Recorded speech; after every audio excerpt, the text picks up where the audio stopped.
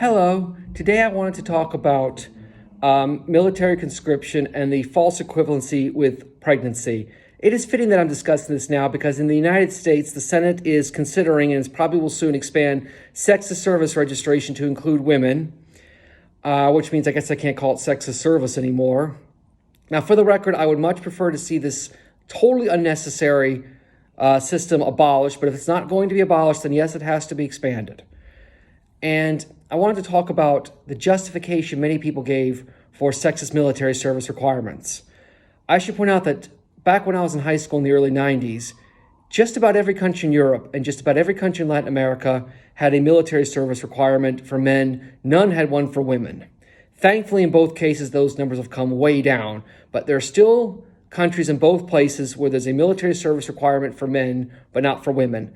And I've heard people in the past, thankfully less so nowadays, but in the past try to justify that by saying, well, since women have pregnancy, that's why it's that way. Indeed, that was the saying in some countries. Women have pregnancy, men have the army. Now, I've heard of some false equivalencies in my day, but this one has got to be about the worst. And I'll mention several reasons as to why this is the case. First of all, there's the obvious. You cannot compare a choice to a legal requirement. Women, for example, can serve in the military if they want to, or they can choose to be pregnant. They can choose to do both. They can choose to do neither. By contrast, men have one legal requirement and a physical impossibility. So it's 4 options versus one legal requirement and a physical impossibility. How is that equal? And then I would then ask people who told this to me, if they came from countries that had a military service requirement for men, but not women, I would point out to them, okay, but there are countries like Israel where there's a military service requirement for women as well. So is that fair to women in Israel? They would say, well, yes. Okay, but based on your thinking, in Israel, men have the army and women have both the army and pregnancy. I would then point to countries like Britain or Ireland that had no military service requirement. I would ask, is that fair to women? Because there, women still have pregnancy and men have nothing. They would say, no, they thought that was fair. And then I would say, so what you're telling me is all 3 systems are fair to both men and women. A military service requirement for just men is fair to both. For both men and women, fair to both. No requirement, fair to both. There is no way all 3 combinations are fair to both.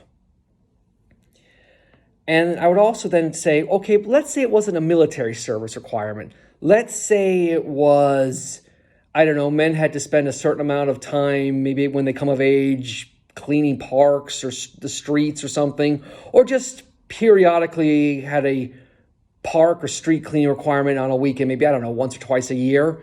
If I'm not mistaken, under communism in Eastern Europe, there were at times requirements for people to come out and clean streets and parks. I could be wrong about that, and I don't think it was gender specific, but at any rate, do you think that would be fair? No, I think that'd be very wrong for that to happen. And I say, why not? Women have pregnancy and men have park and street cleaning duty. And they say, but there's no connection. I say, exactly, there's no connection. There's no connection between that either. Also, when a woman is pregnant, don't you think the father of the child, hopefully her husband, should look after her and help her out, right? Well, but when men go in the army, do their wives or girlfriends come and help make their bed in the morning or help get them ready? Indeed, some of the men who are drafted don't even have wives or girlfriends. And I also give another example. Well, what if men had higher taxes to pay for pregnancy-related healthcare expenses? They would agree that, oh, no, that's wrong. And I would say, but women have pregnancy and men have the higher taxes to pay for it.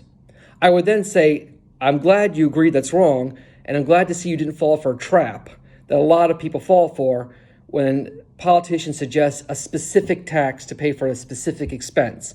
Not to digress, but it is wrong to think that a specific tax pays for a specific expense. All taxes collected go into the government coffers, and from there, all expenses go out. So, at any rate, there's only one case I can think of in history where you could say women had pregnancy and men had the army. And that was Romania under the horrible, brutal dictator Ceausescu. He wanted to increase Romania's population, that he had a requirement that every woman give birth to 3 children in her lifetime. And there was a military service requirement for men in Romania at the time as well. So in Romania, under Ceausescu, I would be willing to agree that yes, that was an equivalent. But other than that, no, there's no connection. That is just a weak justification to cover what is blatant sexism against men. And as I've showed you, if you're going to use that argument, it's dangerous because you could use that argument to justify any sexism against men. So let's end all sexism against everyone. And when possible, let's try to end military service requirements the world over as soon as we can. I'm Dr. Carl.